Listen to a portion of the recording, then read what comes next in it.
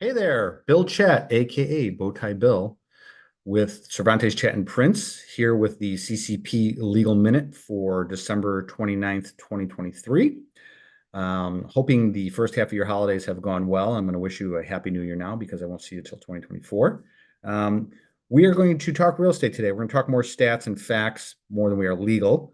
Unless you've been living like Tom Hanks on an island in Castaway, you're well aware that since the COVID boom, the market has turned in a different direction. High interest rates, low inventory, it's been pretty tumultuous. Not that the COVID boom wasn't, but tumultuous in a different way, I guess. So we're going to look at some statistics nationwide, and then I've got some Chicago observations. So without further ado, let me get the numbers here up on the screen, and let's talk about them. So we're going to start with the 2023 side of it, and we'll compare to 2022. Now, these are November numbers. We are still in December, and those numbers won't be out until first couple of weeks in January, so we can talk about those then.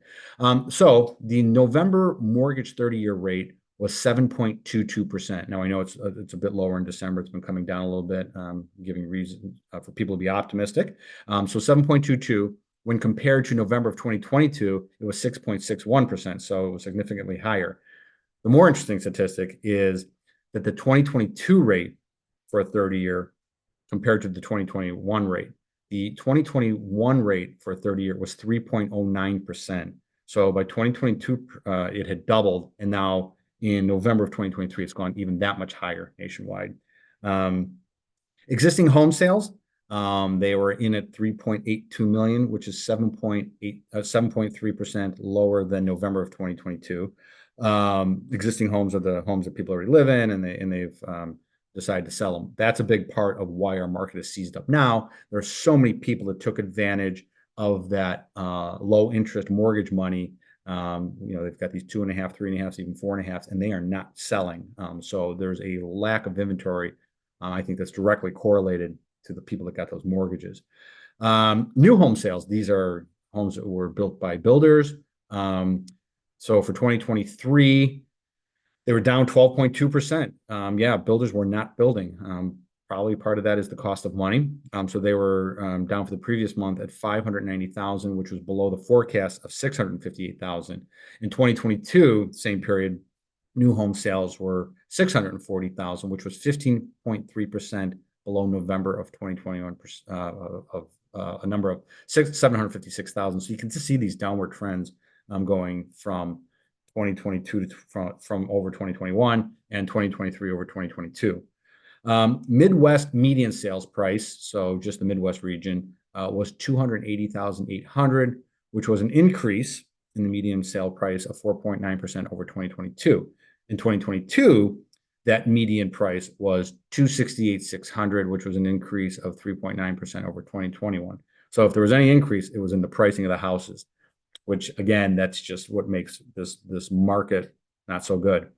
That all said, December 13th of this month, the Fed stated it expected to cut interest rates in 2024. Now, what that means, how many times, how much they're going to cut it, who knows? And of course, that's always subject to change. If there's something that the Fed doesn't like, that's not guaranteed. And so while mortgage rates don't immediately go down after a rate cut, they go more on a lag basis. There's a little bit of a delay. They will come down. That's the prediction.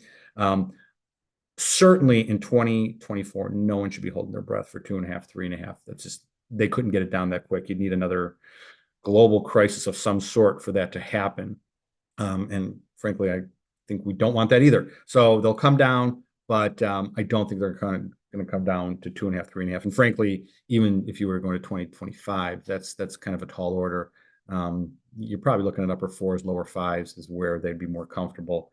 So that's just my 2 cents on that, but that's the prediction for interest rates. And it's important because given the fact that a 1% interest rate typically cuts your purchasing power by 10%, the more it comes down, not only are you paying less for that money, but you get a little bit more buying power. So it's good news all around. Chicago specific notes, the inventory of homes for sale in the Chicago area in December dropped to its lowest point in 17 years, which is a 25% drop from last year. So it's, the inventory, again, that's what we keep talking about. That's why people are having these bidding wars and things like that.